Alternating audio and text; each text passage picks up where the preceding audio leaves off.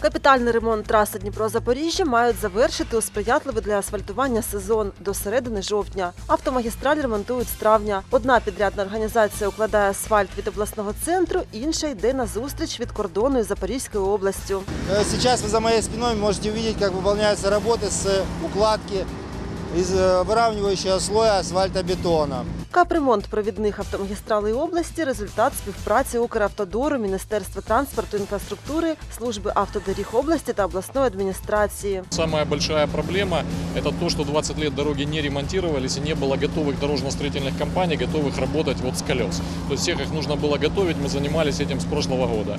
А кроме того, боремся еще с водителями, которые любят у нас на ту часть, которую сделали, она должна по технологии отстаиваться, любят заехать и по ней гонять. Это уже там воспитание водителей, но с этим тоже боремся. Крім автомагістралей, на Дніпропетровщині капітально ремонтують комунальні дороги. За 2 роки вже зроблено понад 300 шляхів. У планах до кінця 2017-го ще 160.